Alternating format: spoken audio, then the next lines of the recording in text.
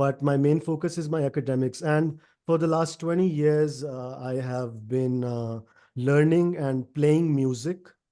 As an independent music producer, if you search me on Google, you will barely find anything, right? Everything is in private profiles for that matter, because I do come from a privileged background where I didn't have to earn money through music, right? So it's always been a passion for me. But I have worked with artists in India, including Ronkini Gupta, the classical singer. बल्कि उनके साथ तो मेरा कल ही एक original गाना अभी release भी हुआ है, and Apurva Mudgal amongst others. So I started with playing the guitar, which is my primary instrument. और फिर एक टाइम आया, माय डैड वाज लाइक गाने का शौक है तो कुछ उस्ताद रख लो, क्योंकि बहुत बेसुरा गाते हो तो बहुत तंग होते हैं हम उसकी वजह से। तो वो उस्ताद जी इदरीस साहब, उनकी वजह से बस मैंने थोड़ा बहुत गाना तो सीख लिया, लेकिन अभी भी प्राइमरीली मेरा म्यूजिक में जो काम होता है, that's more in the studio, in my home studio, recording, tracking, mixing, mastering and all that jazz, because I was never into the limelight. बचपन में जब देख लिया क्राउड में, एचएसएन में एक दो दफा स्कूल में बजा लिया, 1000 लोगों ने तालियां बजा दी, तो वो उसके बाद वो कुछ शौक नहीं रहा कि मतलब बस यही होता रहे, राइट? लाइक वो जो उसके बिल्डिंग ब्लॉक्स हैं जो पीछे म्यूजिक के हो रहा होता है, the arrangement process and everything, that appeal to me more always. और obviously because of my background in hard rock music and heavy metal music, तो we were more interested in the guitar solo जो कि end पे आ रहा होता था, as oppose to the vocals for that matter. But फिर थोड़ा लाइट गाना भी शुरू कर ही दिया, और वो तो सब कुछ है। uh, मैंने institute for arts and culture में in I think last December, I actually they invited me for a seminar on guitar and the history of guitar, right? And मेरा plan तो उधर था to talk to them, because that's my natural forte, for an hour and discuss the historical realities of the guitar and show some like demonstrative ways in which some techniques could be understood in a very rudimentary manner. 1 घंटे में तो कुछ भी नहीं हो सकता, but वो आधा घंटा बात की तो वो ऐसा लगा कि क्राउड जो था वो सिर्फ म्यूजिक सुनने आया हुआ था। और ये एक अलमिया है इस वक्त पाकिस्तान में कि आर्ट अप्रिसिएशन और म्यूजिक क्रिटिसिज्म जो है, फॉर एग्जांपल, उसको डिस्कस करना, एक तो हमारे पास अनफॉर्चुनेटली क्योंकि बचपन से हमने सीखा नहीं होता, so we don't have the building blocks to actually talk about music, right?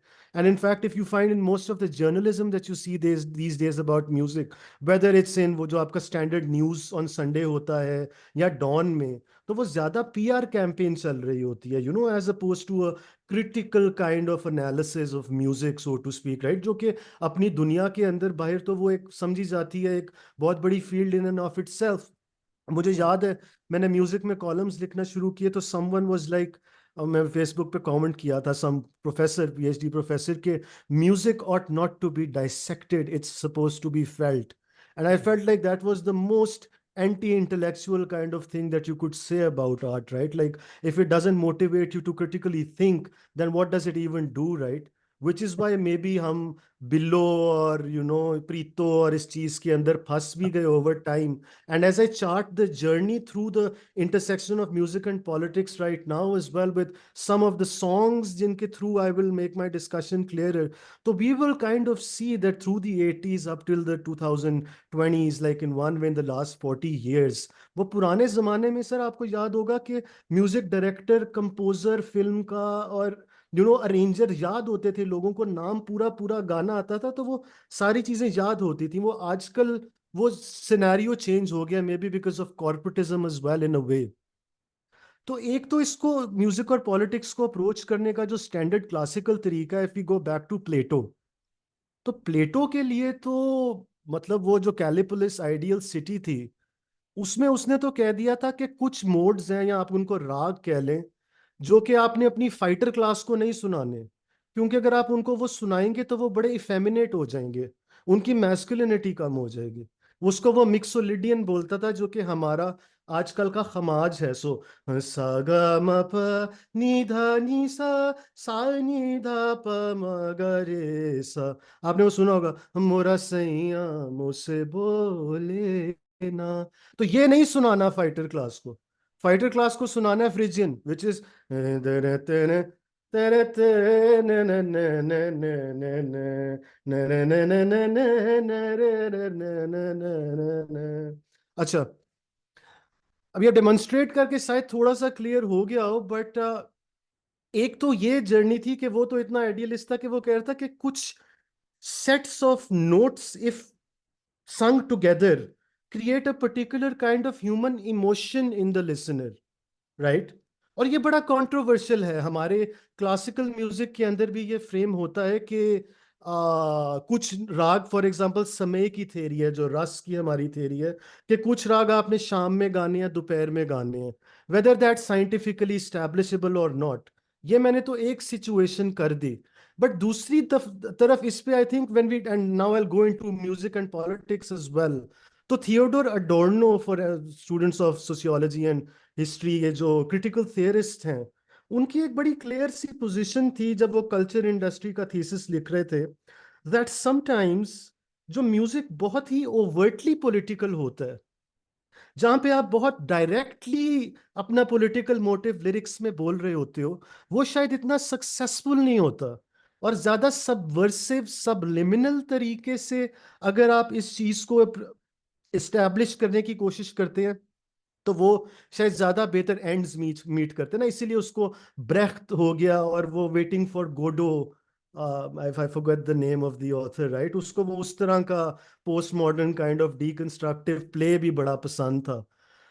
तो इस पोजीशन को आप प्लीज अपने दिमाग में रखिए, और फिर हम इस चीज को डिस्कस करने की कोशिश करते हैं कि सो फॉर एग्जांपल, अगर आप जैज और ब्लूज म्यूजिक की हिस्ट्री देखते हैं, जो कि black native American, African American cultures का एक कमिंग टुगेदर था with Cuban rhythms, and African beats. तो वो जो सारे का सारा फ्रेमवर्क था, वो एक्चुअली होता था back in the 17th 18th centuries पे। एक नॉवल है रूट्स भी, if you are interested you can read that up, कि ये जो वर्किंग क्लास प्लेबियन चर्चेस थी, ये अपना गॉस्पेल रिलीजियस म्यूजिक जो था, उसके अंदर बड़ा हिडन किस्म का अपनी जुबान में प्रोटेस्ट करते थे। और ये म्यूजिक जो था, ये बड़ा डिफरेंट था फ्रॉम द उस वक्त का वेस्ट बेथोवन बाक म्यूजिक, जो कि शीट पे लिखा होता था और आप साइट रीड करके पढ़ते थे, जैसे आपने देखा होगा ऑर्केस्ट्राज में, राइट। तो वो उस तरह का म्यूजिक जो कि एक्चुअली ये मॉडर्निटी की रैशनलाइजेशन और ब्यूरोक्रेटाइजेशन और स्टैंडर्डाइजेशन को हिट कर रहा था, that actually became the popular music of America in the 1920s and 30s। In fact 40s 50s में जब ये they become the global power, तो jazz was one of the biggest foreign policy instrument, जो कि ये अपने कॉन्सुलेट्स में और पाकिस्तान में भी ड्यूक एलिंगटन आता है और बड़े आर्टिस्ट 60 70 से वो एक फ्रेम था, because they celebrate it as a representative of their broad kind of वो जो melting pot of races, I don't know whether that's true or not, but वो कहते तो हैं, right? अच्छा, उसके बाद 60s में आप अगर बॉब डिलन को सुनते हैं with blow in the wind और इस तरह का ये सारा म्यूजिक, तो जो काउंटर कल्चरल रेवोल्यूशन थी, तो there was always this kind of place where this imaginative space that music creates, right, what it would become a rallying cry। और ऑब्वियसली फिर जब आप क्राउड्स में परफॉर्म करते हो, सब इकट्ठा गाते हैं, तो उसका फिर एक अपना इम्पैक्ट और इफेक्ट भी होता है। तो ये पूरी दुनिया में हिस्टोरिकली रहा है, और वो अभी मैं बहुत ही मतलब ऊपर ऊपर से कर्सरी ग्लांस में इस चीज को लेके जा रहा हूँ। तो मैं आपको लेके जाता हूँ 1985 में फौरन। फैज साहब की पहली बरसी है, और लाहौर के अंदर पहली दफा इतनी देर बाद वो एमआरडी के, और ज्यादातर तो उस वक्त पीपल्स पार्टी थी उस वक्त जो इस्टेब्लिशमेंट के खिलाफ खड़ी थी, तो वो सारे के सारे वर्कर एक जगह पे, क्योंकि इकट्ठे होना भी बैंड था, और पंजाब तो जरा पीछे था, सिंध में शायद आपको ज्यादा इंटीरियर में नजर आ रही थी, तो वो एक जगह लोग इकट्ठे हो जाते हैं। इकबाल बानो गा रही हैं, और वो हम देखेंगे वो स्टार्ट होता है, और वो पहली दफा ही जब वो अपनी टेम्पो पकड़ता है और ऊपर बात जाती है, क्राउड में वो इतना दबा हुआ जो सप्रेशन था वो एकदम निकलता है रेजीम के खिलाफ, के लोग शोर मचाना शुरू करते हैं, जो कि एक नॉर्मल गजल सेटिंग में अप्रिशिएट नहीं किया जाता। छोटी सेटिंग में होता है कि चुप करके सुनिए, लेकिन वो बड़ा वियर्ड था कि इकबाल बानो भी खड़ी हो गई, और वो फिर 2 दफा रिपीट होता है, और वो आप रिकॉर्डिंग उसकी सुन सकते हैं, वो 9 मिनट की यूट्यूब के ऊपर पड़ी हुई है, कि वो एक पॉइंट था। Music became that arena, you know through which जो लोगों की सप्रेस्ड आवाजें थी, दे बिकेम सेंटर पीस। और वो अभी भी, अगर आप कोई पुराने, अभी तो लोग आगे पीछे हो गए, लेकिन उस वक्त तो सारे ही लेफ्ट के लोग पीपल्स पार्टी के साथ होते थे। वो तो एक वो दौर था उस जमाने का। तो वो एक एक तरीके का था, और उसमें सब तख्त उड़ाए जाएंगे और सब ताज उछाले जाएंगे। ये कोक स्टूडियो ने जब इसका रेंडिशन किया तो ऊपर से कॉर्पोरेट बॉसेस ने कह दिया कि ये वाली लाइनें निकाल दें, ये नहीं हमें चाहिए। तो वो बड़े तरीके से उन्होंने, देख रहे हैं वो भी एक वो, अब आजकल तो वो हम देखेंगे फैज की पोइट्री तो आप फ्रॉम शहबाज शरीफ टू इमरान खान राहत गार, हर पार्टी का अब तो वो जालिब और फैज एक तरीके से वो बन चुके हैं ना। लेकिन वो पहले शायद उसमें थोड़ी पुख्तगी थी कि वो मैसेज जो था वो अब तो हाईजैक हो गया, मुझे एक तरह लगता है। अच्छा, इसी तरह जावेद मियां दाद साहब ने मार दिया छिक्का 86 में। तो वो जब छिक्का लगता है तो उसके बाद अरबी शेख जो थे उन्होंने जावेद मियां दाद को बहुत ज्यादा 9 लाख दिरहम अपेरेंटली उन्होंने दिए उस छिक्के के। वो लास्ट बॉल सिक्सर आप सबने देखा होगा। वो उसमें किसी को नहीं याद कि एक तौसीफ अहमद भी हमारे ऑफ स्पिनर थे जो कि माशाल्लाह बहुत अच्छे प्लेयर थे। और वो भाग रहे होते हैं, स्टैम्पीड होती है क्राउड में, तो उन्होंने पुलिस वाले का एक अन्ना तक्का वजदा है, वो पुंजे वो साइड थे। वो this in the video if you see that right. तो वो उसमें Bushra Ansari at that point in time बड़े सबवर्सिव तरीके से, मुझे तो लगता है बड़ा मार्क्सिस्ट इथोस से ना उसको उन्होंने ट्विस्ट एंड टर्न किया और एक पैरोडी बनाई। आर्टिस्ट का नाम अभी मेरे दिमाग में आ जाएगा। तो वो गाना था कि एक बार मिलो हमसे तो 100 बार मिलेंगे, हम जैसे कहाँ तुमको तलबगार मिलेंगे। तो उन्होंने उसको बना दिया, एक छक्के के जावेद को 100 लाख मिलेंगे, तौसीफ बेचारे को दिरम 8 मिलेंगे। तो ये मतलब अभी भी जरा कोई थी, एक सेंस थी, एक सलमा आगा जी, बेशक बेशक बेशक सलमा आगा एब्सोल्युटली फैंटास्टिक आर्टिस्ट, और बड़ी उनकी डिफरेंट किस्म की टोन थी। और इसी तरह अगर मैं जल्दी जल्दी जाऊं तो 1993 में सजाद अली, जो कि बड़े गुलाम अली खान साहब के भाई से सीखे होते हैं, मुनव्वर अली खान साहब से। और अगर आपको सजाद अली में इंटरेस्ट है तो आपको उनकी मास्टर सजाद सिंह सुननी चाहिए, जो कि उन्होंने बचपन में एक क्लासिकल की एल्बम की हुई है। तो उसके स्निपेट्स आपको मिल जाएंगे इफ समवनस इंटरेस्टेड। तो मेरे पास वो एलपी भी पड़ी हुई है कि क्या ही बात थी तैयारी की। तो सजाद अली साहब ने फिर हर तरह के रंग और रूप अज्यूम करके म्यूजिक करना जब स्टार्ट करते हैं, बेबिया आता है, तो उसके बाद चीफ साहब आया। तो वो चीफ साहब की अगर आप वीडियो देखते हैं तो वो बस भी बस, ज्यादा बात नहीं, चीफ साहब। तो वो एक्चुअली उसमें होता ही है कि वो गैंगस्टर्स आपस में एक दूसरे को बड़ा वो दिखा रहे होते हैं भरम वगैरह, और eventually they all just break out into dance right. और वो एक उस तरह की वीडियो थी, बड़ी आइकॉनिक थी। उस वक्त 2 चैनल होते थे। तो वो चीफ साहब की वीडियो की इंटरेस्टिंग बात ये थी कि उस वीडियो के बाद सजाद अली साहब जो हैं उनको निकलना पड़ गया कराची से, थोड़ा लाहौर आना पड़ गया, और हफ्ते बाद पता लगा कि उनके बाल भी कट गए हैं। तो वो उस वक्त आपको पता है कि वो जिस गैंगस्टर कल्चर के खिलाफ आवाज उठा रहे थे वो कौन सी पार्टी थी? वो जिसकी स्टूडेंट ऑर्गेनाइजेशन को भी हमारी इस्टेब्लिशमेंट मिलिटराइज करती थी, एपीएमएसओ। आगे इशारा ही काफी है। तो वो कहते हैं, कुछ लोग ये अलेज करते हैं, नदीम फारूक पराचा लिखते हैं कि इसमें शायद हाथ था। और ये तो नहीं, अली अजमत तो मानते हैं कि उनकी अल्ताफ भाई ने टेंड कराई थी, और उन्होंने फिर जबरदस्ती गवाया था उन्हें 2001 में मुशर्रफ पीरियड के अंदर ना। तो इसी तरह चलते हुए जुनून का फिर 96 में, 97 में एहतसाब आया, जब ये नजम सेठी साहब ने क्या कहते हैं पॉपुलराइज कर दिया था आपका सरे पैलेस। और वो पता नहीं प्रूफ तो कभी हुए नहीं, जो भी वो फ्रेम थे, जैसा भी स्विस बैंक, जो कुछ चलता रहा। बट जुनून ने एक्चुअली वो उसके ऊपर बड़े वो डॉक्यूमेंट्री के पीसेस उठा के वीडियो बनाई। एंड जुनून by that time had become a rock band with a popular following right.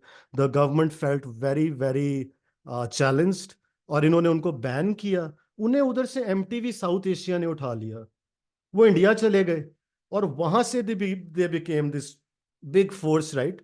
वो इंडियंस की भी आजिज़ी है, वो हमारे वाइल्ड किस्म के जो एक्सूबरेंट म्यूजिक होता है उनको वो डिफरेंट लगता है, because they are more into the standardized नफीस Bollywood, I would say in a way, right, जो कि लता जी और हेमंत कुमार और आप कह सकते हैं रफ़ी जी, और वो जो पूरा वो एसेंस था, तो ये चल रहा था। और देखे ना, इसी तरह अगर मैं अब छलांग मार के आगे आता हूँ, और 2012 में आप लोगों को याद होगा बगैरत ब्रिगेड एक बैंड आता है, और आपका अली, क्या नाम है, अली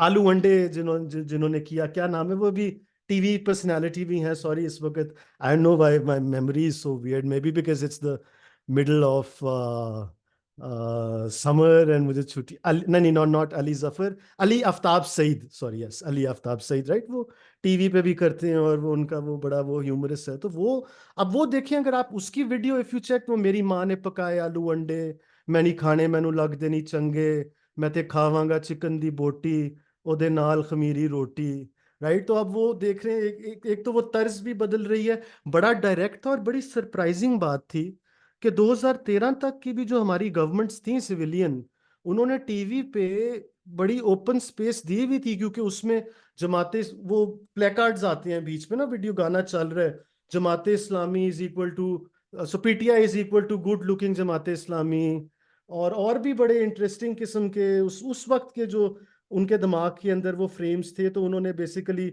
उस प्लेकार्ड के अंदर, और ये बड़ी बात है कि ये टीवी पे चल रहे थे actually, which for me is surprising, right, कि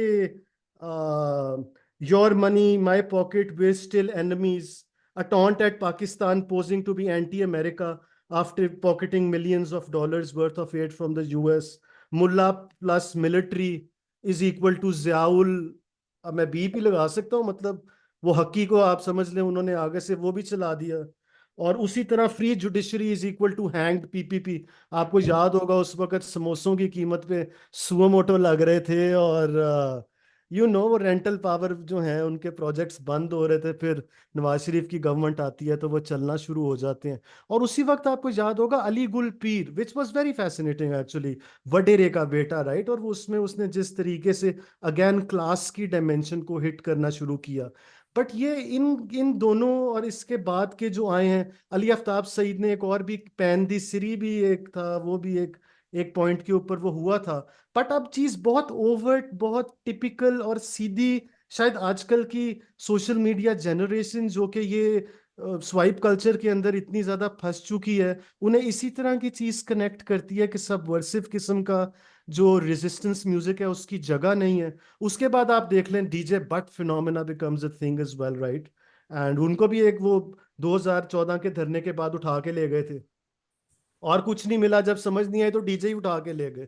लेकिन ये आजकल आप देखें ना जिस तरह पार्टीज, मतलब ये इवन, मतलब उस दिन मैं अपने I was talking to some of my music producer friends, और हम देख रहे थे mixing, when you finish finish a song, right, तो इंस्ट्रूमेंट्स आपस में कैसे बैलेंस में है, और ओवरऑल वॉल्यूम मैक्सिमाइजेशन, और वो जो सोनिक उसकी जो एक इथीरियलनेस और इंजेन्युइटी होती है, और वो एक पंच होता है, जो वो हम देख रहे थे कि कौन सी पार्टी का गाने का मिक्स बेहतर है। So I am not talking about the, क्या कहते हैं, वरना तो वो दिला तीर बजा अपने जमाने का, लियारी डिस्को, इमरान खान के कुछ गाने इस वक्त बहुत ज्यादा पॉपुलर हैं।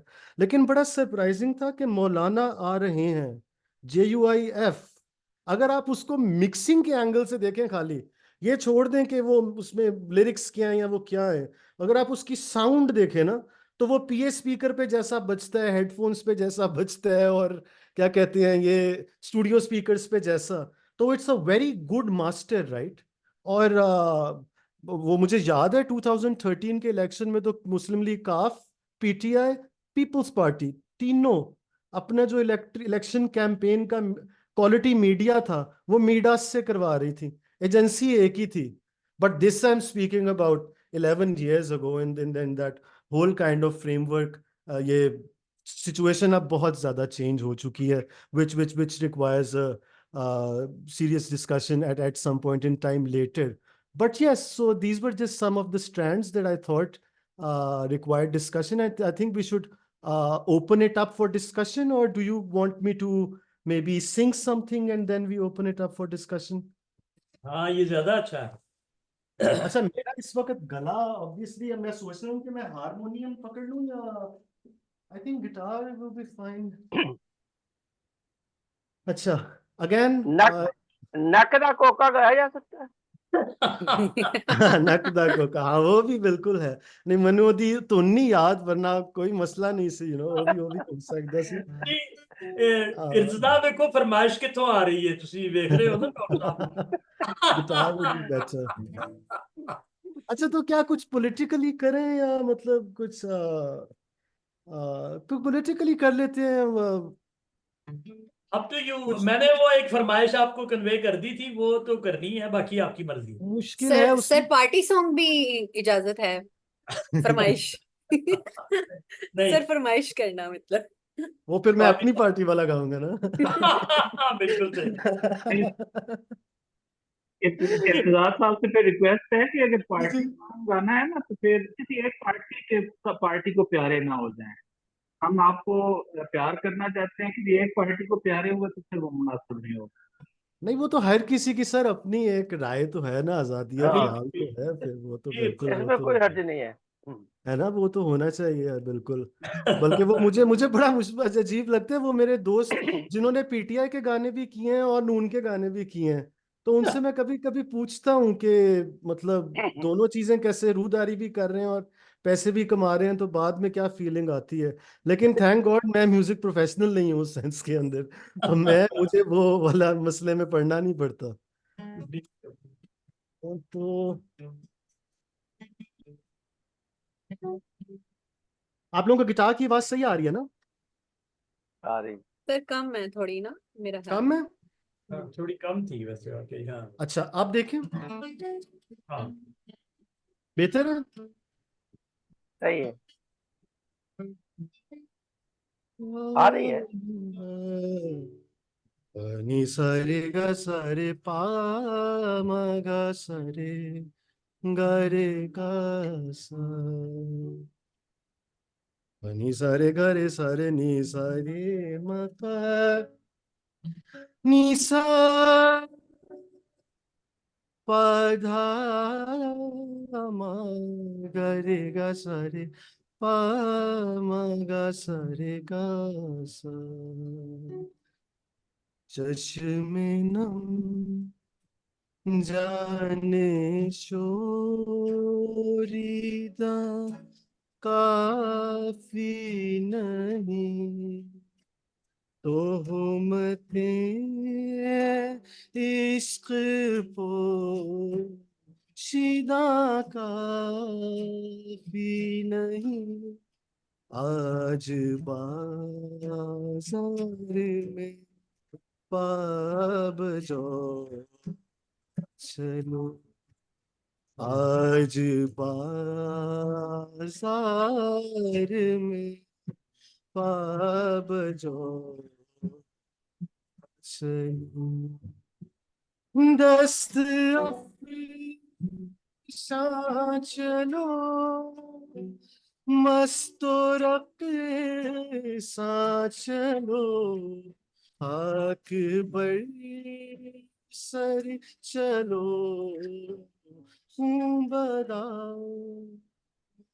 चलो, राह तक ता है सब शहर जाना, चलो आज बाजार में पाब जो चलो।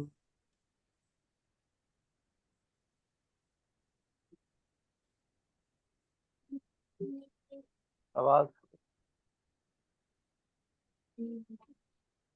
उन कदम साज अपने सिवा कौन है, शहर जाना में बासिफा कौन है, मेरा दस्ते का दिल के साथ यारा, कौन है रखते दिल बांध लो, दिल फिगारो चलो, फिर हमें कत्ल हो आए यारो चलो, आज बाज़ारे में पाब जो चलो, पाब जो ना चलो, आज बाज़ारे में।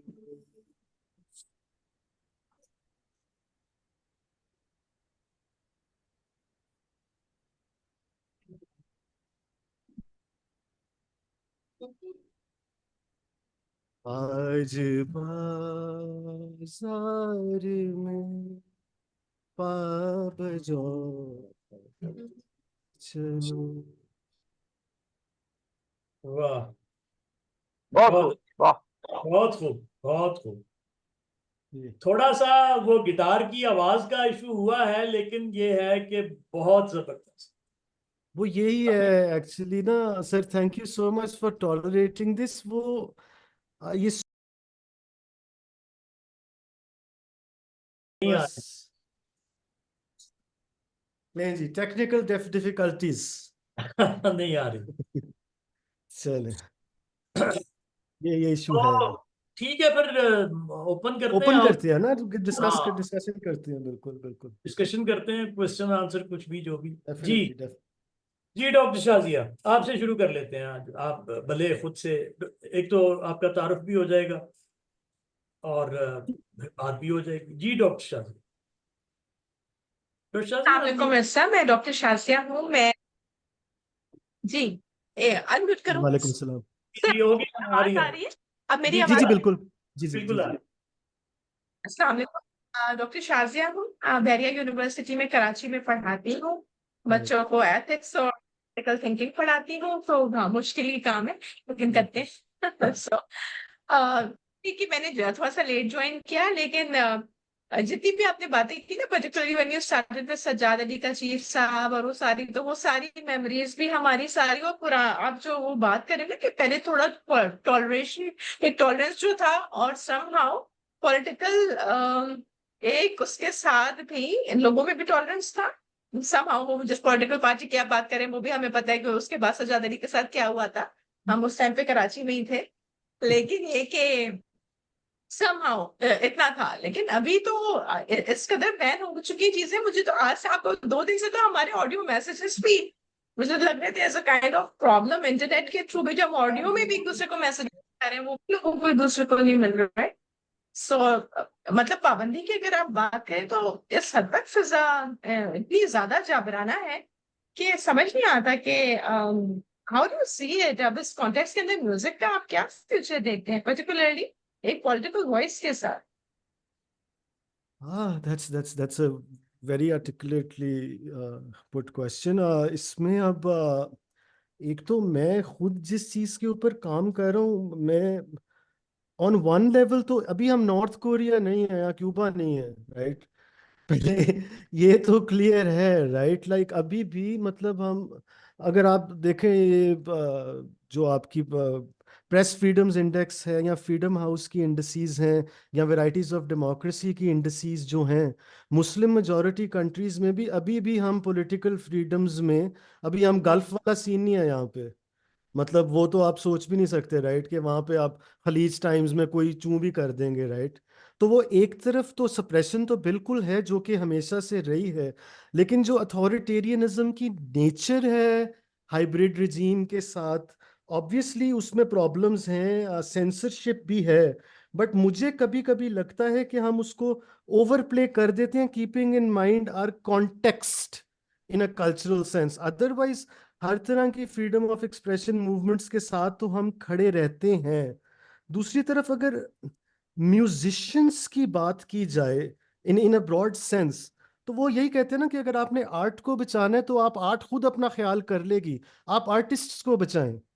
You know, I know friends of mine जो कि कोक स्टूडियो में काम कर रहे हैं, फॉर एग्जांपल 2-2 3-3 सीजन से मेरे साथ भी प्रोडक्शन करते हैं। 1 साल का कोक स्टूडियो का बजट पिछले साल का जो था 54 करोड़ रुपीस था।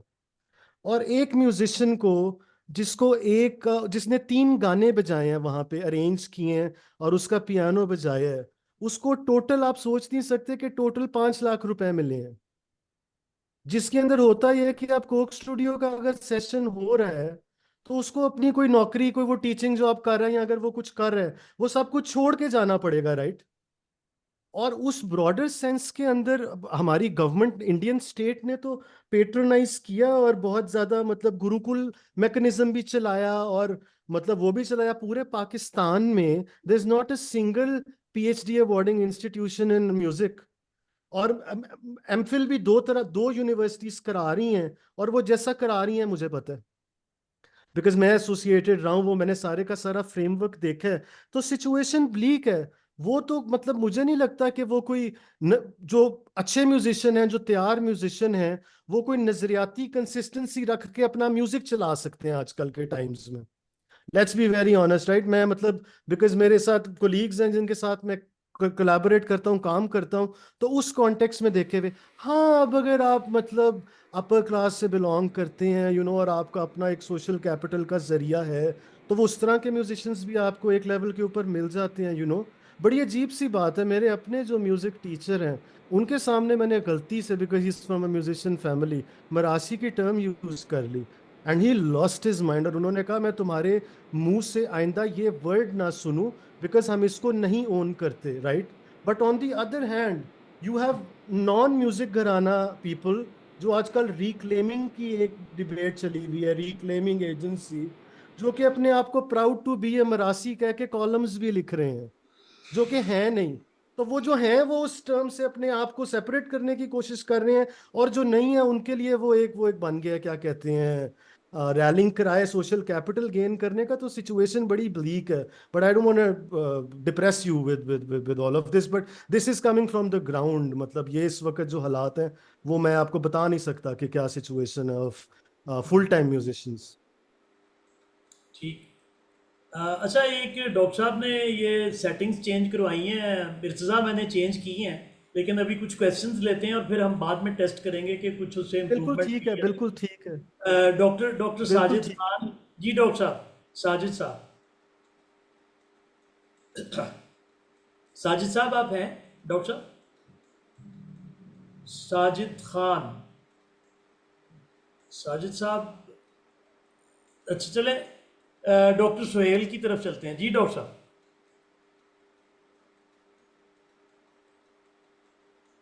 जी डॉक्टर साहब। अस्सलामुअलैकुम। पहले तो सवाल नहीं, कुछ किसी हद तक मैं सुहेल साहब आपकी ऑडियो ठीक नहीं है। सुहेल साहब, सुहेल साहब आपकी, साहब कमाल मजा है। पहले मैं अब सुहेल साहब आपकी ऑडियो ठीक नहीं है। अब कुछ बेहतर हुई है। हाँ, हाँ अब जी, बेहतर हाँ जी, हुई। हाँ जी, जी, हाँ अब जी। बेहतर हुई, ठीक हो गया। सैयद इर्तिज़ा साहब, मजा आया, बहुत बहुत शानदार, माशाल्लाह। अच्छा, शुक्रिया जी। मेरे एक ब्लाइंड दोस्त थे, हैं, सॉरी, डॉक्टर यूसुफ। उन्होंने जी, म्यूजिकल हिस्ट्री ऑफ पाकिस्तान पर काम किया था। सही तो सही उनके साथ मुख्तलिफ घरानों के इंटरव्यू करने जाने का मौका मिलता रहा। तो बड़ा अच्छा, उस वक्त मैं इस तरफ जो है ना रुझान बड़ा ज्यादा सर हो गया। और आपने बड़ा एक सीक्वेंस के साथ बयान किया कि right after creation of Pakistan और आज तक म्यूजिक के अंदर जिस जिस तरह उतार चढ़ाव या तब्दीलियां आती रही हैं और मुख्तलिफ लोगों ने उसको कैसे कैरी किया, ये बड़ा जबरदस्त तरीके से आपने बताया। तो मैं ये पूछना ये चाहूँगा कि पाकिस्तान के जो पॉलिटिकल हालात हैं, मसलन 1960s में मैंने एक थोड़ा सा एक यहाँ पर एक जुमला भी कसा था कि ए पुत्र हटाते नहीं बिकते।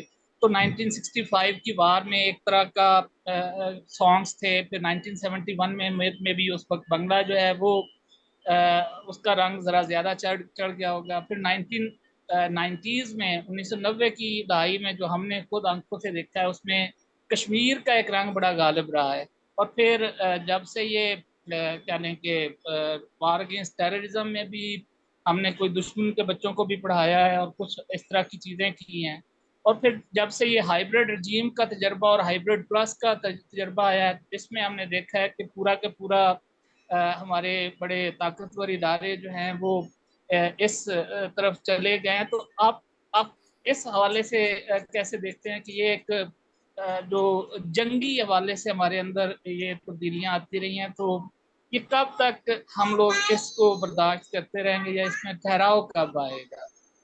हाँ जी, हाँ जी, ये बहुत लंबा इसका आपने बड़ा अच्छा एक तारीख भी इसके ऊपर पेश कर दी। तो वो मुझे याद है पुलवामा जब हुआ था ना, तो थोड़ा एक स्केर जब बना, तो वो मैडम ने तो पुत्र हटाते नहीं और वतन के संजीले वो 7 गाने रिकॉर्ड कर दिए थे 2 दिन में, उसी वक्त जंग के होते होते। और बड़े लोगों ने कहा था कि ਅਸੀਂ 65 ਦੀ ਜੰਗ ਉਂਝ ਤੇ ਨਹੀਂ ਜਿੱਤੇ ਹੋਵਾਂਗੇ, ਲੇਕਿन ਮੈਡਮ ਨੂਰਜਹਾਂ ਨੇ ਸਾਨੂੰ ਜੰਗ ਜਿਤਾਤੀ।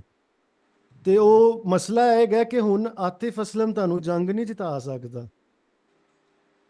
ਤੇ ਇੱਕ ਤੇ ਉਹ ਗੈਪ ਆ ਗਿਆ maybe in the technical virtuosity of the popular artist that we used to have on the one sense. दूसरा ये बहुत बड़ा अलमिया है, हम जब बचपन में थे 14 अगस्त आती थी तो Dil Dil Pakistan became the anthem, right, झंडियां लगाना और मतलब वो चला के मतलब it used to be a thing.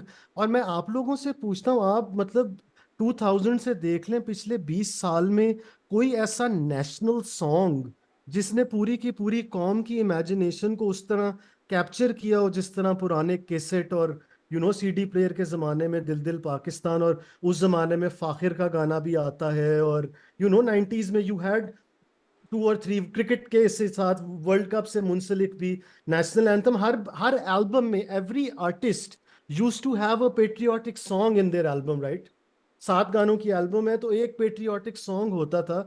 और अगर आप अभी पीछे देखें तो वो कोक स्टूडियो ने भी बहुत ज्यादा रीहैश किया है पुराना म्यूजिक मटेरियल जो है, लेकिन वो नई original composition which comes becomes the actual sound of the nation, rather than जो ये कॉरपोरेट, ये मतलब ये सही है कि आप एक कोला ब्रांड है और आप साउंड ऑफ द नेशन भी हैं। कोई पीटीवी देख ले इस चीज के बारे में कि उस क्वालिटी का कोई कोई इस तरह का रैलिंग क्राई बने। मुझे तो पिछले 20 साल में कोई भी चीज इस तरह कनेक्ट नहीं करती है। मे बी जवाद अहमद का वो तुम जीतो या हारो हमें तुमसे, तो एक तो ये वाली डिमेंशन है। दूसरी मुझे लगता है कि हमारे डायनामिक्स इतने ज्यादा कॉम्प्लेक्स हैं पॉलिटिकली के फ्यूचर को प्रिडिक्ट करना मेरे लिए बहुत मुश्किल किस्म का काम है। मैं एनालाइज ही कर लूँ उन ग्रे एरियाज को और उन एम्बिग्विटीज को जो कि एग्जिस्ट कर रही हैं, तो वही आई थिंक बहुत बड़ा काम है। आगे का तो आपको पता है, इधर कुछ भी नहीं पता होता है। दे से it's not over till the fat lady sings. बिल्कुल ठीक, बहुत शुक्रिया। डॉक्टर साजिद साहब आप हैं हमारे साथ? साजिद साहब? जी सर, जी बिल्कुल जी सर। सर, जी जनाब। थैंक यू सो मच रजा साहब, एक बड़ी इंटरेस्टिंग डायमेंशन। अच्छा, मेरा इस पे जो है ना कि ये जो इस वक्त जो हमारा थोड़ा बहुत, एक तो हमारा कंटेंट जो है ना उसमें क्वालिटी खासी लैक है। अभी आपने हमें फैज सुनाया, तो फैज के कंटेंट में एक मैसेज था, एक बात भी थी। जो सिंबलिज्म या चीजें वो यूज कर रहे थे ना, वो एक पूरा उसका पीछे अनफॉर्चुनेटली इस वक्त जो पॉपुलर हो भी रहा है, अगर पोलिटिकल पार्टीज भी म्यूजिक यूज कर रही हैं, उसमें कोई वो आइडियाज या थीम्स हमें कम्युनिकेट नहीं कर पा रहा है। नक दा कोका अब अगर इतनी पॉपुलैरिटी गेन करता है, मुझे उसका आज तक कॉन्टेक्स्ट समझ नहीं है। नक दा कोका किस तरह से वो एक पॉलिटिकल रेजिस्टेंस या पॉलिटिकल सिंबलिज्म के साथ उसको कैसे लिंक किया जा सकता है। तो क्या आप समझते हैं कि मसलन जेएनयू में मूवमेंट चली थी तो उन्होंने फैज और जालिब और उनको जी जी, जब इंडिया में चला, हमारे एग्जैक्टली यहाँ अनफॉर्चुनेटली वो नहीं हो पा रहा। क्या हमारी ऑडियंस का कोई इशू है, या जो हमारे पास जो आर्टिस्ट हैं वो उस तरह से पॉलिटिकली एंगेज नहीं हो पा रहे? काइंडली इस पे प्लीज कमेंट सर कीजिए। एब्सोल्युटली। देखें, एक तो इशू ये है कि अभी मुझे 2 दिन पहले छुट्टियां हैं, तो एक एनजीओ है लाहौर में, उन्होंने कहा कि हमने विमेन एम्पावरमेंट के ऊपर ना काम करना है, तो 2 गाने बनाने हैं। तो मैंने सबसे पहले तो उन्होंने कहा कि आप कोई लिरिसिस्ट तो पक्का पकड़े ना, इधर ये होता है कि lyrics writer which is the most important part of the whole kind of frame, वो बैठे बैठे, क्योंकि आप सॉफ्टवेयर आ गए हैं, आप 1 मिनट 1 घंटे में 2 घंटे में ट्रैक रेडी हो जाता है, ऑटोमेशन लगा के सब कुछ, राइट। तो वो जो लिरिसिस्ट का एक बहुत बड़ा रोल होता था, हम जावेद अख्तर को देखते हैं बार बार, हम उधर मुड़ के क्यों देखते हैं, साहिर लुधियानवी फॉर एग्जांपल, उनके बड़े बड़े शायर जो थे, और वो गैप है हमारी सोसाइटी के अंदर कि वो सुखन और वो सोच विचार वाली वो जो सोच थी वो नहीं थी। तो आजकल म्यूजिक भी जो होता है, और ये शायद it is may be a consequence of the technical limitations of the medium, जो सोशल मीडिया है फॉर एग्जांपल, राइट। वो अटेंशन स्पैन ही आपका ऐसा होता है कि अगर किसी ने कोई कवर गाना है फॉर एग्जांपल, तो वो उनको यही सजेस्ट किया जाता है कि कोशिश करें 1 मिनट में खत्म करें। पहले होता था गाना स्टार्ट होता था, पहले एक इंट्रो पीस बजता था, फिर वर्स आती थी, फिर कोरस आता था, फिर ब्रिज आता था, इंटरलूड आता था, आउटरो, 7 7 8 8 मिनट के गाने होते थे। रेडियो फ्रेंडली लेंथ भी जो होती थी गाने की, वो कोई 5 6 मिनट होती थी एक जमाने में, फिर 3.5 मिनट तक गई। अब तो वो 35 सेकंड की रील है, उसी में आपने सब कुछ करके दिखाना है, राइट। तो उसकी वजह से ठहराव, and may be is that actually a consequence of हमारी जो सोसाइटल कंडीशन है, उसके अंदर जितना लैक ऑफ ठहराव है और शॉर्टकट लगाना, और बस मतलब एक तरीके से मॉरल, मैं कहूँगा, डिके हो रही है इन अ ब्रॉड सेंस। तो वो फिर आपको हर चीज के अंदर किसी ना किसी जरिए से नजर तो आती है। अच्छा, ऐसा नहीं है कि इंडिया के अंदर भी मतलब आमियाना म्यूजिक और ट्रैश म्यूजिक जो होता है वो बनता नहीं है, बट वो अभी भी मतलब दूरदर्शन के शोज देख लें या उनका बॉलीवुड देख लें, तो वो एक साल में कोई 20 ऐसे ट्रैक बना देते हैं जो 50 साल भी बाद भी सुने जाएंगे।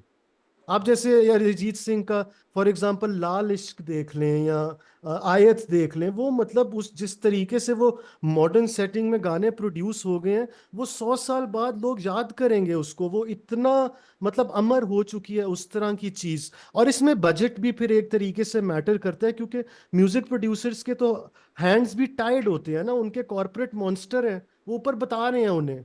और उनमें होता ही है कि अब they have these marketing researchers or वो young people who think they know the vibe and stuff, right, जिन्हें म्यूजिक की अलिफ बे का नहीं पता होता, वो एक्चुअली म्यूजिक प्रोड्यूसर को गाइड कर रहे होते हैं, फिल्म हो रही होती है कि आपने किस तरीके से लेके बात को चलना है। वो बंदा आगे मतलब आई रिमेम्बर एक थीसिस फिल्म थी, उस पर काम कर रहे थे, तो मैंने अब एक कॉर्ड पकड़ी है, यार यहाँ पे ना इथीरियल सी फीलिंग लेके आनी है। और मैंने कहा भाई मुझे टेक्निकली बताओ मैंने क्या करना है, मैं 4 दफा तुम्हारे लिए एक ट्रैक बना चुका हूँ, हमेशा मुझे एक वेग सी रेफरेंस दे देते हो, जिसके 100 मायने हो सकते हैं, बिकॉज ऑब्वियसली उन्हें खुद नहीं पता कि म्यूजिकली वो क्या करवाना चाह रहे हैं, राइट। तो ये इस तरह के गैप्स आ गए हैं because we are not musically literate as a nation, हमें म्यूजिक पढ़ाया नहीं जाता। अमेरिका मिडिल स्कूल के अंदर एवरी स्टूडेंट इन प्राइवेट और पब्लिक स्कूल एक प्रिंसिपल इंस्ट्रूमेंट आपने 8 साल सीखना होता है, एक इंस्ट्रूमेंट 8 साल आपने कंटिन्यू करना होता है उसके साथ, ख्वाह आप उसको आगे कैरी करें या ना करें। तो by the time you're in your teens, you can critically appreciate and analyze the building blocks which make all of this process. Sometimes it's the worst kind of trouble कि आप एक ऐसी आर्ट सेटिंग में बैठ जाते हैं जहाँ पे म्यूजिशियन बैठे हुए हैं और उनको बताया जा रहा है कि मतलब अब ये फील नहीं आ रही, यार वो एक फील होती है ना, वो क्या मतलब है भाई फील नहीं आ रही, मतलब प्रैक्टिकली बताओ ना, बेसुरा है, कोई कोई क्या कहते हैं कम सुरा है, मीठा बेसुरा है, बेताला है, कुछ प्रैक्टिकली बताओ कि नहीं यार, वो एक वो फील, भाई ये फील ही लेके बैठ गई है। इर्तजा, यार ये बड़ी मज़े की बात की आपने, मुझे याद करवा दिया। हमारा एक सेशन था अभी रीडर्स क्लब में, तो उसमें एक रिटायर्ड पुलिस ऑफिसर थे, वो पढ़े लिखे थे। ये बताना ज़रूरी है कि बावजूद पुलिस ऑफिसर होने के तो वो कह रहे हैं कि अभी कुछ दिन पहले एक मीटिंग नेक्टा में उन्होंने बुलाई थी, और मुझे उन्होंने कहा यार हमारा नैरेटिव जो है वो पब्लिक में क्यों नहीं बिक रहा, लोग उस पर ट्रस्ट क्यों नहीं कर रहे, दिस वाज द क्वेश्चन। तो ये ऐसा ही है जैसा आप बता रहे हैं ना कि वो बताते हैं कि भाई ऐसा कुछ करो, वो कहते हैं यार मैं क्या करूं, नैरेटिव आप उसके सोर्सेज तो देखें कहाँ से आता है, वो पास से आता है, वो प्रेजेंट फ्यूचर, जो आपकी प्रेजेंट सक्सेसेस हैं और फ्यूचर के बारे में एक ऑप्टिमिज्म आप जनरेट करते हैं, उससे आता है, वो कॉन्स्टिट्यूशनलिज्म से आता है। अब इन एब्सोल्युटली तीनों पे आप देख लें, मैं नैरेटिव कहाँ से आपको बना दूं कि जो बिकना शुरू हो जाए, ये तीनों बेसिस आप देख लें कहाँ पे खड़ी हैं। तो ठीक बिल्कुल। है, क्वेश्चंस और भी हैं, चलते हैं डॉक्टर शुमाइला और फिर डॉक्टर फलक। अगर आगे पीछे आपने किया तो कोई बात नहीं, आप वेट कर ले कोई भी। जी जी शुमाइला। अच्छा सर, मेरा भी सर साजिद ने जो सवाल पूछा ना उनसे थोड़ा सा मिलता जुलता था, लेकिन थोड़ा सा कॉन्टेक्स्ट चेंज है। मैं आप ये देखें कि पार्टी के जो भी सॉन्ग्स लोग गाते हैं उसमें इतने बेहंगम होते हैं, मतलब जो हम थोड़ा बहुत जिनको म्यूजिक की समझ होती है ना, वो चलते फिरते तो चले सुन लेते हैं, लेकिन ऐसे सर्च करके और वीडियोस देख के और उसको मतलब घर में चलाना, ये वो वाली चीज नहीं होती। मगर ये देखिए, अभी अभी एग्जांपल दी यहाँ पे, नक्ता कोका उसने रिकॉर्ड बिजनेस किया। उसके बाद जो हमारे बड़े मतलब जो हमारे असल हल्के हल्के हैं, उन्होंने उसको पकड़ा। जिस बंदे ने, वो हमारा नेबर है मलकू जिससे सॉन्ग गाया है ना, सही तो सही वो सही। उसको पकड़ा, उसका वो कहते हैं सॉफ्टवेयर अपडेट किया और उन्होंने उसका ही अब वो एक नया बनाया हुआ है। और वो हमारे ही लोग जो हम पीटीआई के हैं, वही वो ऊपर लिख देते हैं कि सॉफ्टवेयर अपडेटेड, और उसका एक और उन्होंने गाया हुआ है, वो हाफिज साहब की बड़ी तारीफ कर रहे हैं, उसी बिल्कुल गाना। बिल्कुल, हाँ तो जी। मैं पूछना ये है कि मतलब म्यूजिक का क्या इतना इम्पैक्ट होता है, मतलब हम हालांकि हमारे वो वजह से वो इतना पॉपुलर हुआ है, हमने उसको कोई अहमियत नहीं दी, बस चलते फिरते सुना, उसमें कोई ऐसा इतना कोई मजे की कोई चीज नहीं थी। लेकिन वो जो हमारे इतने पावरफुल हल्के हैं, वो बेचारे इतने अंडर प्रेशर हो गए कि उनको लगा एक आधे दो चार मिसरे तो हमारे ऊपर भी गाने चाहिए थे, तो उसको फिर पकड़ के कहा चलो ये गाओ। तो मतलब सवाल ये है कि क्या म्यूजिक का इतना इम्पैक्ट होता है? नहीं, डेफिनेटली वो उसका इम्पैक्ट तो, मैं अगर मतलब इस्लामिक हिस्ट्री के अंदर भी जाऊं तो वो दाफका वॉर के अंदर रोल जो था एक तरफ वो है, और हजरत बिलाल की आवाज और हजरत दाऊद, और वो पुराना ऑब्वियसली वो नेचर के अंदर रिदम जो है वो, देखे ना, आप पैदा होते हैं तो सबसे पहले आपका दिल धड़कता है, आपका दिल टेम्पो में धड़कता है। जिस दिन आपका दिल टेम्पो से बाहर हुआ, आप गए, तो हमारे बॉडी का अपना रिदम है, राइट, जो नेचुरल रिदम होता है। इसीलिए अगर आप मेलोडी, दूसरे कल्चर्स की जो मेलोडीज होती हैं उनके साथ आप वो ना कर पाए, क्या कहते हैं, जैसे कुछ अगर कोई टर्किश ऊद बज रहा हो या कुछ मेडिटेरेनियन मेलोडीज होती है ना, उनकी स्केल्स डिफरेंट होते हैं, तो वो हमें थोड़ा डिफिकल्ट होता है उनके साथ एसोसिएट होना। लेकिन रिदम तो एक नेचुरल किस्म की, एक global universal, if there is anything that's universal that's rhythm, right. और वो उसका इम्पैक्ट तो बहुत है। इसीलिए प्रोपेगेंडा फिल्म्स में हिटलर के टाइम के ऊपर, और जब ये वॉल्टर बेंजामिन का इसके ऊपर काम है ना कि ऑरा जो होता है आर्ट पीस का, the work of art in the age of mechanical reproduction, right, तो वो उसके अंदर वही तो था कि जब टॉकीज आ गए, पहले तो होता था ना कि सब कुछ इकट्ठे रिकॉर्ड होना होता था। जब आप ऑडियो और वीडियो को इकट्ठे साइलेंट फिल्म से आगे लेके जाते हैं और एडिटिंग की आपके पास स्पेस आ जाती है, तो उसके बाद तो वो सिनेमा के अंदर 40s में 50s में अगर आप सोवियत प्रोपेगेंडा फिल्म्स देखें या नाजी प्रोपेगेंडा फिल्म्स देखें, तो वो लोगों का अभी भी आजकल की दुनिया में बहुत ज्यादा लोग हैं जो कि जब 1917 अक्टूबर रेवोल्यूशन को याद करते हैं, तो उनके दिमाग में वो जाली फिल्म आती है जिसके अंदर ऐसा असल में हुआ भी नहीं था कि वो कासल्स के ऊपर चढ़ के और अंदर घुसे हो, लेकिन वो, और जाहिर है साथ वो आप दो नोट्स की एक टोन लगा देते हो वीडियो के साथ, तो वो ऑटोमेटिक एक एक वो होता है ना। देखें, ये रीसेंट एक चीज है, आप देखें, आप टीवी शोज देखते हैं फॉर एग्जांपल, वो तो म्यूजिक भी नहीं होता, बट लाफ्टर ट्रैक नहीं लगाते कॉमेडी सीरियल्स के अंदर कि वो हंसना शुरू हो गए एकदम, वो आपको खुद ही हंसी आ जाती है। वो sound has that kind of impact, right. और अगर उसमें नोट्स आ जाएं तो वो है। अच्छा, दूसरी तरफ जो आपका पहला वाला सवाल था, इफ आई में give my humble opinion just on this, मतलब वो यही है कि प्रॉब्लम ये है कि नकदा कोका आया, उसके बाद वो पैरोडी कराई, राइट। तो इनको शायद अभी भी वो आइवरी टावर्स के अंदर लगता है जैसे अवाम कोई like lambs led to slaughter है, कि उनको पता, अवाम के अंदर कोई सोचने की सलाहियत नहीं है, कि उन्हें पता नहीं लग रहा कि कौन सा बंदा ड्राई क्लीन होके आके कह रहा है मैंने सियासत छोड़ दी है, फॉर एग्जाम्पल। इसीलिए तो इस वक्त हमारा वो जो एक डायलेक्टिक है जिसमें एक तरफ स्टेट लेड अथॉरिटेरियनिज्म है और दूसरी तरफ पॉपुलर रेजिस्टेंस है, वो बहुत ज्यादा टेंशन के अंदर आया हुआ है in a lot of ways. और ये जितना मर्जी ट्राई कर रहे हैं वो कंट्रोल में नहीं आ रहा। इनफैक्ट उसके अनइंटेंडेड कॉन्सिक्वेंसेस हो जाते हैं ना। हमें दुश्मन के बच्चों को पढ़ाना है कि जितनी पैरोडीज बनी है उतने उसके व्यूज नहीं है जितने पैरोडीज के व्यूज बन गए, beyond a certain point in time. तो वो टॉक और एक्शन, थॉट और एक्शन में डिसोनेंस जो है, वो सबसे बड़ा सिस्टम का मसला है ना। और हमारे इलीट कैप्चर जो हमारी सोसाइटी के अंदर है, तो वो म्यूजिक तो एक टूल है, बट लाइक वो कोई ओवर आर्चिंग, कोई नीचे कुछ रियलिटीज भी हैं, कुछ सिमरिंग टेंशंस हैं जो कि अगर कनेक्ट कर जाए म्यूजिक के साथ, तो फिर तो वो एक बहुत ही अनस्टॉपेबल किस्म की वो फोर्स बन जाता है, राइट? बिल्कुल ठीक जी। डॉक्टर साहब, डॉक्टर फलक अली फलक जी, डॉक्टर साहब। Thank you very much, Irtaza साहब. It was really nice listening you.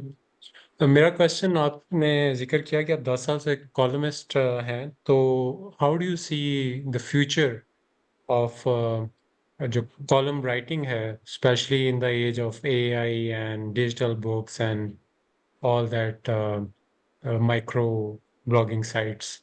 एक ये है, दूसरा ये है कि अभी ये रिसेंटली एक गाना आया था बदो बदी, जी और जी उससे पहले एक आया था आई टू आई, जी जी एंड मैंने so I heard that they did record business, ठीक है? जी जी तो जी। इनको आपने टच नहीं किया, तो इसकी ये आपने डिलिबरेटली नहीं किया, या they are not worthy of it? जरा इस पे थोड़ा सा नहीं नहीं बताएं। नहीं नहीं नहीं नहीं, they are very worthy of it. And इस इसको बेसिकली म्यूजिक एफिशिएनाडोज जो है वो कहती हैं cringe music. It's a genre, right? It's a genre in and of itself. And honestly, I am a huge चाहत Fateh Ali Khan fan, right?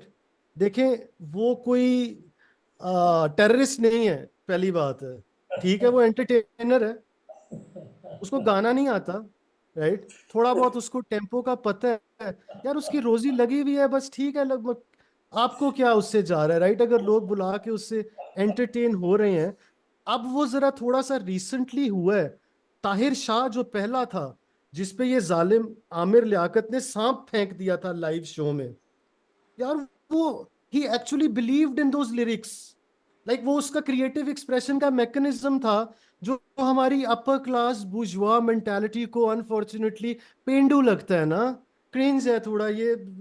Unfortunately वो react ही उसको इस तरह कर रहे होते हैं ना, कि वो कमेंट बॉक्सेस में ऐसी ऐसी जुबान यूज कर रहे होते हैं जो वो अपनी फैमिली के सामने ना करें, बट ये ह्यूमिलिएट करने के लिए ताहिर शाह और ये जो है चाहत फतेह अली खान, ये तो फिर एक प्रॉपर्टी, पब्लिक प्रॉपर्टी बन जाती है। You can not imagine Justin Bieber when he started out, the kind of hate that he saw and met on social media, but he kept going. And obviously it's a different category. He was a very talented singer as well, and that goes without saying. But मैं cringe music का बहुत fan हूँ। हसन जहांगीर सबसे बड़े champion है cringe music के, आपके जमाने के। हवा हवा तो उनका पॉपुलर हुआ था ना, और वो हटो बचो दिल जो तोड़े उससे लाइफ में कभी ना मिलो, हटो बचो इनी मिनी हिट सॉन्ग, वो इनी मिनी सारे गाएं जो आराम से इत्मीनान से पूरे होके काम से। तो ये हम लोग अपने सीरियस म्यूजिशियंस जो हैं, फॉर लाइट होने के लिए we you listen to like this kind of stuff. और भी ऐसे कैरेक्टर्स जो आए हैं, तो उनको स्पेस देनी चाहिए। एक्चुअली सबसे ज्यादा हेट जो ये चाहत फतेह अली खान वगैरह को मिल रहा है, ये from the musician community itself है।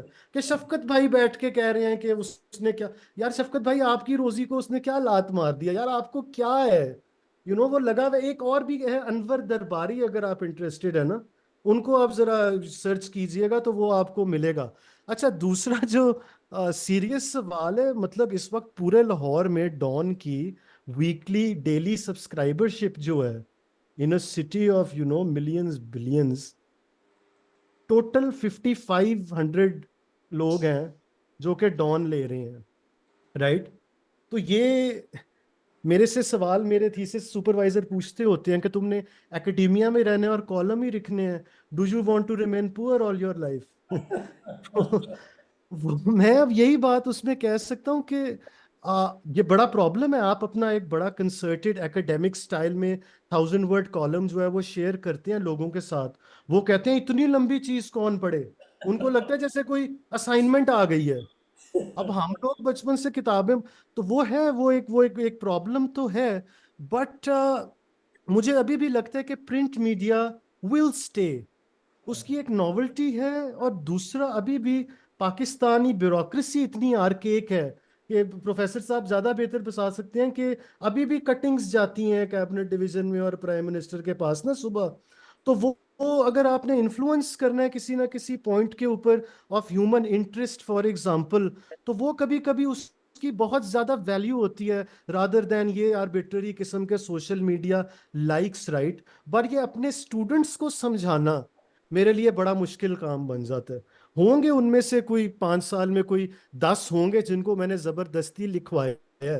वो मुझे भी अबू जब उस वक्त कहते होते थे कि अखबार में लिखो, my dad is a civil servant, right, तो वो मैं कहता था क्या करूं मैं अखबार में, क्यों लिखूं। उस वक्त मुझे नहीं पता था, राइट, बस लिख दो जो भी आ रहा है लिख दो। मैं कहता था क्या लिखूं, मतलब मैं कुछ ग्राउंड ब्रेकिंग करना चाहता हूं।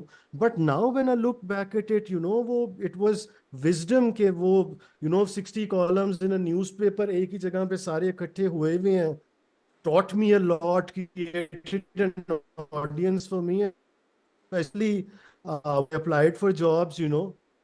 तो it added that kind of X factor in my application, जो कि तो मे बी ठीक है। फिर थोड़ी सेल्फ ग्रोथ भी एक जरिया है, लेकिन अगर आप किसी तरीके से उसको बैलेंस कर लें with connecting with the broader kind of inequality जो सोसाइटी में और ह्यूमन इंटरेस्ट इश्यूज जो हैं, तो वो 4 चांद लग जाते हैं। वरना अगर आपको पैसे चाहिए तो आप पीआर करें। अखबारों में पीआर ही चल रही है आजकल, म्यूजिक में, आर्ट में तो ज्यादातर तो यही आपको पढ़ने को मिलता है कि वो उसकी एल्बम आ गई, उसमें आउट ऑफ बॉडी एक्सपीरियंस हो गया मुझे ये लिरिक्स सुन के। बंदा कहता है अच्छा यार, good for you, I want to smoke what you smoking. बहुत अच्छे, वेरी इंटरेस्टिंग। जी लाइबा, जी लाइबा, जी लाइबा। अस्सलाम वालेकुम। सर, जैसे वालेकुम पहले अस्सलाम। आपने शाहज़ अली खान की बात की, तो मैं छोटा सा एक पॉइंट ऐड करना चाह रही थी कि ऑब्वियसली हम उसकी रोजी रोटी पे लात नहीं मारेंगे, क्योंकि एक तो वो फेमस हो रहा है, तो हमें इसमें, क्योंकि हम या तो हमारी किसी पोजीशन को खतरा हो उससे, तो हम उसको मुखालिफ कहें उसको। दूसरा ये कि सर, उससे पहले मेरा नहीं ख्याल कि किसी को पता होगा कि ये गाना नूरजहां ने गाया था। तो एक तरह से हमें जो हमारा एक पीछे रेफरेंस गया नूरजहां तक, वो काफी ज्यादा आवाम को लग गया पता कि हाँ, ये वाकई नूरजहां ने गाया था उससे। हालांकि नूरजहां का एक नाम है, एक उनकी पहचान है, लेकिन हमें नहीं पता था। लेकिन थ्रू चाहत Ali Khan he became a source material, तो हमें पता चल गया। दूसरा सर, मैं कुछ दिन पहले एक वीडियो देख रही थी, मुझे अब ठीक से याद नहीं है, वो जैन ज़िया थी या रुबीना ज़िया की वीडियो थी, जो ज़ियाउल हक की बेटी थी। शी वॉज टॉकिंग अबाउट अच्छा, कि हम वीसीआर देखते थे और हम ऐसे अपना कुछ बचपन के एक्सपीरियंसेस शेयर कर रही थी। तो तब मुझे जहन में ये बात है, क्या ये वही ज़ियाउल हक है जिन्होंने वीसीआर और म्यूजिक और सिनेमेटोग्राफी और इन सब पे पाबंदी लगाई हुई थी? तो यहाँ पर फिर जो इस्लामाइजेशन थी वो कहाँ गई? तो ये फिर इस्लामाइजेशन तो ना हुई, ये तो फिर उनकी कोई अपनी ईगो मैकेनिज्म हुआ। और उस टाइम पे सेंसरशिप इतनी ज्यादा बढ़ गई थी, और हमारे जो वो है बैन इतनी चीजें हो जाती थी, हमारी मूवीज, इवन लिटरेचर, छोटी छोटी चीजें, जैसे आजकल हमें, जैसे मैम शाजिया ने बात की थी, हमारे वॉइस नोट सेंड नहीं हो रहे होते, ये जब से इनक्रिप्टेड का वो सीन हुआ है। तो उस टाइम पे मुझे लगता है कि फिर ये सब क्या था? अगर ये सब इस्लामाइजेशन तो नजर नहीं आई ना हमें, क्योंकि सबसे पहले तो हमें तो यही हुक्म है ना, अपने घर से शुरू करें। तो उस टाइम पे अगर उनके घर में वो सब कुछ हो रहा था, तो फिर उस टाइम वो पूरे नेशनल लेवल पे एक चीज को बैन करने की या एक चीज पे सेंसर करने की क्या लॉजिक थी? जी इर्तजा। अच्छा, ये जरा टेक्निकल है इसका। ये हम एकेडमिक्स को, हमें तो बातें घुमाने का हमारा काम होता है ना, ट्विस्ट करना। लेकिन नहीं, वो उनकी पर्सनल लाइफ जो है वो हुआ था, लाइक वो उनकी ग्रैंड डॉटर वाज, मैंने एक फेसबुक पे थ्रेड देखा था, उसमें ना उसकी क्लासमेट्स जो थी, just she didn't choose to be the granddaughter of XYZ, right. You thrown into the world, you don't have that choice, right. वो तो एक बात है।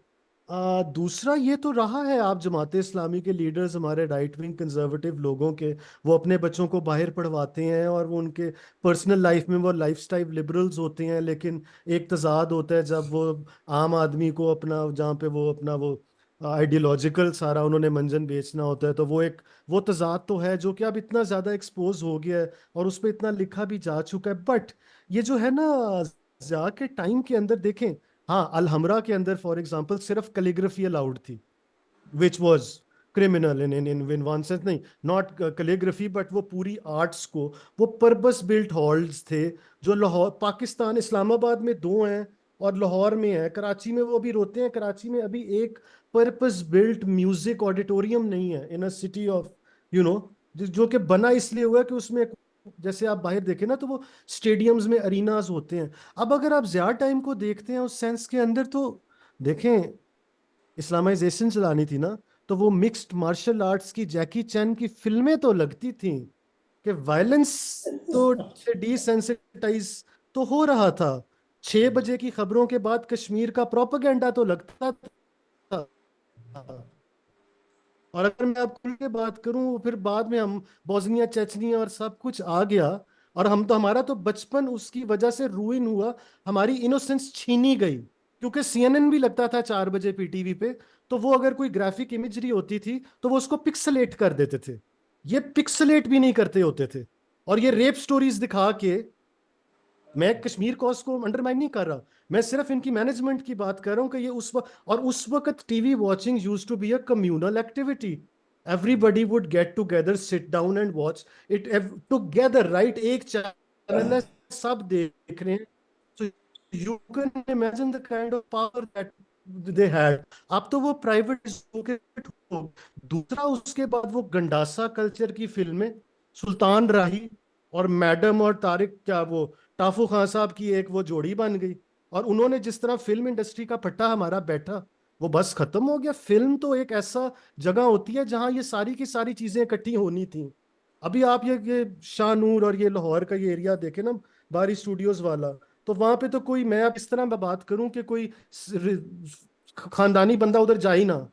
और मैं क्या बोलूं, उधर के जो उन एरियाज के इस वक्त हालात हो चुके हुए हैं, जिस तरह के वहां पे ट्रैफिकिंग के रिंग्स इस वक्त एग्जिस्ट कर रहे हैं, तो वो जवाल जो था वो आया, और वो लोग कहते हैं कि 80s पे करते हैं, हाँ बिल्कुल, 80s was that critical juncture जिसकी वजह से हमारी सोसाइटी के अंदर से टॉलरेंस गई और हम एक्सट्रीमिज्म की तरफ भी मूव किए और एंटी ह्यूमनिज्म की तरफ मूव किए, if I may use the word.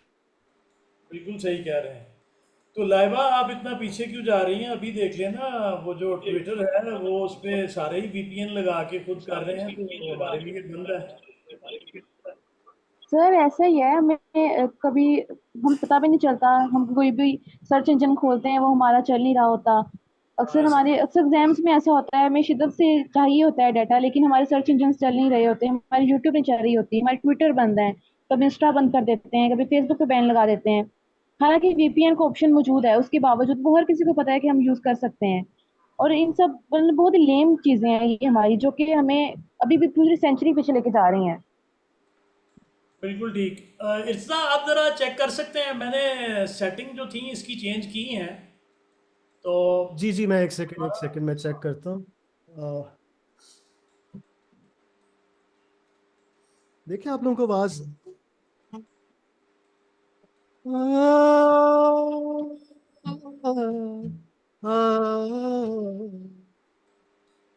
अभी भी वही है या? आपकी आ रही है गिटार की। बस ये क्या करें, मैंने तो अपनी डबल चेक की है।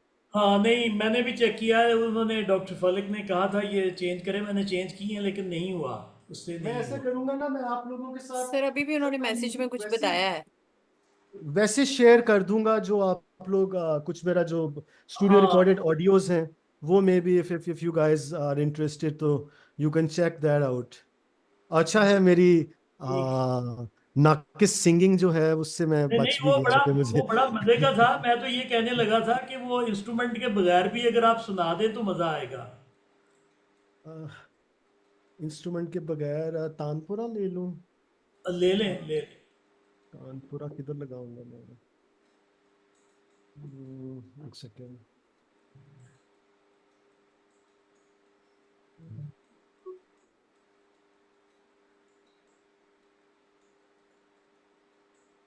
गने ना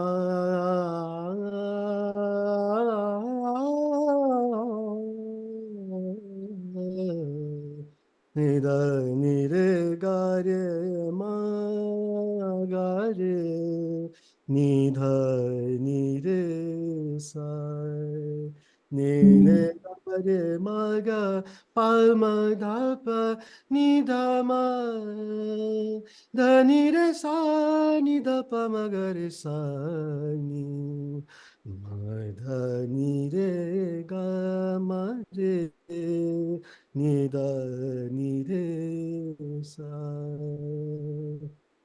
अभी मुझे जो फील आ रही है मैं वही आपको अब सुना देता हूँ। ठीक। ए, मन कुन तो मौला, हे मन कुन तो मौला, फहजाली मौला, फहजा अली उन मौला, देना मन को तो मौला, तारा दिल दानी दारे नोम, दारा दिल दानी दारे नोम, ओम तुम ताना ना ना ना ताना ना ना रे नोम, ओम तुम ताना ना ना ना ना ताना ना ना रे नोम, या ला या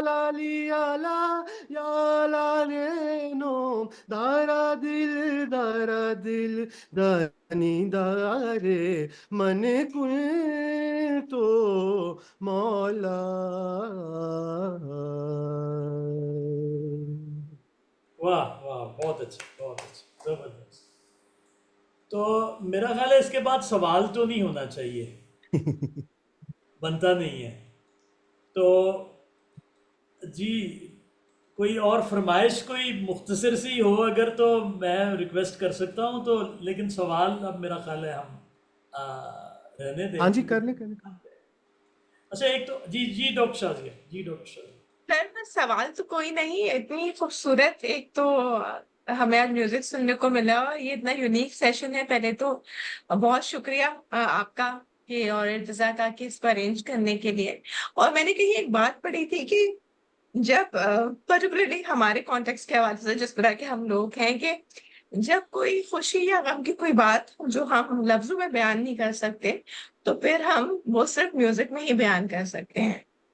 तो जो शायद शुमाइला भी अच्छा म्यूजिक के जब इम्पैक्ट की बात कर रही थी, तो वो बात मेरे जहन में आई कि जब किसी चीज को लफ्जों में बयान नहीं किया जा सकता, तो शायद उसका म्यूजिक ही वाहिद हमारे पास जरिया है उसके बयान का। तो ये इतनी पावरफुल है, और वो पावर आप ये देखिए ना कि वो पावर हमें नजर आती है उसकी, वो हम महसूस कर सकते हैं। और इतना खूबसूरत है सर, आज का सेशन इतना खूबसूरत है और मुझे इतनी खुशी हो रही है कि मैंने इसको अटेंड कर लिया। हालांकि आज मेरे लिए बहुत मुश्किल था, लेकिन मैं बहुत खुश हूँ। बहुत बहुत शुक्रिया। बस मैं मेरे पास सिर्फ शुक्रिया की अल्फाज है। बहुत शुक्रिया।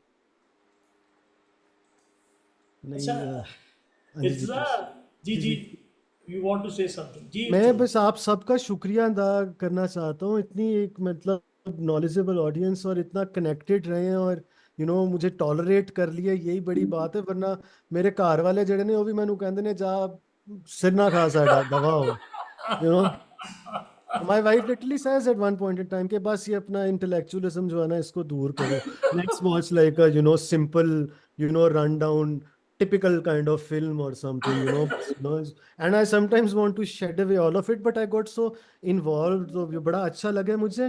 Also I have shared my Instagram account and my Facebook profile, both are private accounts, but अगर आप मुझे बता देंगे कि आप इधर से मुझे आए हैं तो I would be happy to have you guys on my journey, because ये प्राइवेट प्रोफाइल्स पे ही है सब कुछ जो है, मैं पब्लिकली ये नहीं करता। ये तो सर ने मुझे बिल्कुल कहा, तो वो मुझे और वो सजाद नसीर साहब का भी बिल्कुल वो आए हुए थे, तो वो मुझे था कि ये कर लें, एंड मुझे लग रहा है मेरी थोड़ी सी वो भी कम हुई है इससे, नर्व्स जो होती है ना, एक वो जरा मैं आई फील कंफर्टेबल। शुरू में तो मुझे लग रहा था कि पता नहीं मतलब क्या होगा ना, इतने सारे बड़े लोग हैं और सीनियर हैं, तो मैं पता नहीं क्या इधर उधर की मारता रहूंगा। सर बहुत इंटरेस्टिंग था, लेकिन इतना इन्वॉल्व, बाकी हम सब बहुत इन्वॉल्व रहे हैं। चलिए, I am glad to hear that, I am really glad sir to वो एक हियर दैट। फरमाइश कर लें, हम ना जी बाज जी। आएंगे, सुना दें। हम क्या क्या चीज? हम सर वो है नवाज ना, हम आएंगे ना, बहुत। हाँ वो हम सारी पार्टीज को रिप्रेजेंट करता है ना। मैंने ऑनेस्टली ऑनेस्टली सुना नहीं हुआ। अच्छा अ, अच्छा। वो सुना होता तो ऑब्वियसली जी। वो ये डॉक्टर इरम एक कुछ। छोटा सा जुमला, आप बाहर आ गए हैं थोड़े थोड़े कुछ महीनों के लिए, थोड़े थोड़े बाहर आ ये ये म्यूजिक की लैंग्वेज में भी पॉलिटिक्स जो हो रही है बिल्कुल ठीक है। जी डॉक्टर इरम, जी डॉक्टर इरम। या शुक्रिया या सर। जी ये कहना चाह रही थी कि मेरी फैमिली जो है ना, मेरी धनियाल, मेरे जो अब्बा जी थे, बड़े अब्बा जी थे, वो पक्के देवबंदी थे। सही। और हमारे घर में ना मौसीकी हराम थी। Right right. जब कोई रेडियो वीडियो सुनता था ना, तो उसकी अच्छी खासी खिंचाई होती थी। जब हम छोटे थे रेडियो होता था तो फिर लेकिन और वो फिर जमात इस्लामी में भी हो गए। और जो मेरे तायाबू थे वो भी जमात इस्लामी में थे। तो हमारे यहाँ जो है ना, बड़े खामोशी खामोशी रहा करती। लेकिन जो बच्चे हैं ना, मतलब हमारी जो जनरेशन थी, वो थोड़ी मुख्तलिफ हो गई। तो हमारी फिर बहुत ज़्यादा डांट पिटाई होती थी, यहाँ तक कि वो ऐसा हुआ कि मेरी कज़न की शादी थी, तो मेरी जो फूफी की बेटियां थी वो ढोल उठा लाई, और उन्होंने ढोलकी पे गाने वगैरह शुरू कर दिए। शादी है, तो जाहिर है, हम, बिल्कुल। लेकिन जो हम लोग का हशर हुआ ना, उसके बाद हमारा कभी जरूरत नहीं। लेकिन मैं ये सोचती हूँ उन लोगों को देख के और हम लोग, कि इतना बड़ा तजाद है ना, उनकी उनके जो हमारे बुजुर्ग थे, उनकी सोच में, कल्चर में, उनके रहन सहन और हम लोगों में। और हम इस तजाद में ना हमेशा कंफ्यूज रखते हैं। मुझे लगता है आज तक कंफ्यूज रखते हैं ना। अभी डॉक्टर कभी कभी साहब, मुझे डॉक्टर साहब हमें अच्छी लगती है कंफ्यूजन। मैंने शायद दोस्तों से शेयर किया था, अभी मैं कराची में भी मुकालमा के दोस्त इकट्ठे थे, हमें अच्छा लगता है, खास तौर पे पंजाबियों को ना, हम रहना चाहते हैं कंफ्यूजन में। ये सर्वाइवल का मसला है। बड़ी तकलीफ होती है। वो पता, बाज़ों का ज़मीर पिंच करना शुरू हो जाता है, क्योंकि वो इतना पक्का अंदर है ना कि अगर कुछ सुन लिया तो कुछ बोलना है, गुनाह ना हो, ये वो। हाँ तो नहीं नहीं, ये ये अच्छा है, कंफ्यूजन। अच्छा है, ये चॉइस है डॉक्टर साहब हमारी, ये डिफॉल्ट नहीं है, हमने चूज किया है कंफ्यूज रहना। हाँ, नहीं, हमें एब्सोल्युटली हमारी हिस्ट्री में भी मौलाना रूम का उससे पहले मूवमेंट से भी एक एक एक पोजीशन है।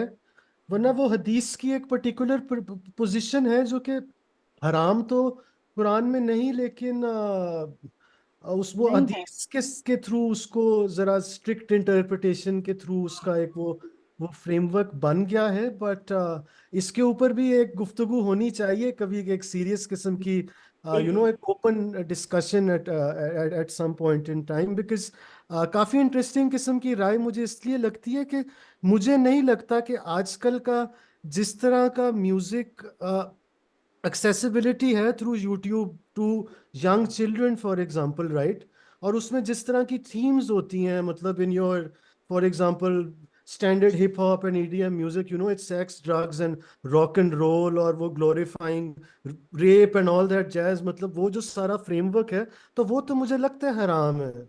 ये हनी सिंह को तो तुन के रखना चाहिए, अगर आप उस सेंस के अंदर देखें, क्योंकि वो उसके अंदर वो एक एक प्रॉब्लमैटिक किस्म का फ्रेम है। बट वो सेंसरशिप देखे ना, अगर इसको आप पॉलिसी के लेंस से देखने की कोशिश करते हैं, तो इंग्लैंड में ऑब्ससीनिटी कमीशन बनता है 79 के अंदर, जो कि सेंसरशिप की पॉलिसी डिसाइड कर रहा था। और उस कमीशन में 3 मेन लोग जो थे, वो ना तो आपके हमारी तरह मौलवी हजरात थे, ना आपके एस्टेब्लिशमेंट का कोई बंदा था, ना आपका कोई ब्यूरोक्रेट था। All three were moral philosophers. Bernard Williams headed that commission in England. Bertrand Russell, if I believe, was also on it for a while. क्योंकि वो एथिक्स पढ़ाने वाले का, मॉरल फिलॉसफी पढ़ाने वाले का काम है उस चीज को आजकल की सेटिंग में अंडरस्टैंड करना ना। तो इधर तो हमारी कोई फिल्म भी बनती है फॉर एग्जांपल, तो वो अभी निकली भी नहीं होती तो हम उसे बैन कर देते हैं, तो वो खैर anyway I'd add my 2 cents. Yeah. ठीक, बिल्कुल ठीक। अच्छा जी doctor Shah ji doctor Shah. Sir एतज़ा की बात पे ना छोटी सी बात ऐड करना चाहूंगी, और डॉक्टर इरम के पॉइंट पे कि मैंने ना इमाम गजाली को पढ़ा है, और वो एथिक्स का क्योंकि हवाला दिया, और हमारा काम ही एथिक्स पढ़ाना है, तो उसमें भी म्यूजिक की डेफिनेशन है ना, जैसे एतज़ा ने कहा कि आप अगर इसको ऐसे डिवाइड कर लेना, तो इमाम गजाली भी यही कहता है कि म्यूजिक हराम नहीं इन इटसेल्फ, लेकिन किस तरह का म्यूजिक ये डिफाइन करता है उसको, और वो किस तरह का म्यूजिक इज अबाउट। जैसे अभी इर्तिजा बात कर रहे थे एक पर्टिकुलर सिंगर की, कि what it leads you to ना, तो वो वाली चीज बड़ी इंपॉर्टेंट है कि what music leads you to.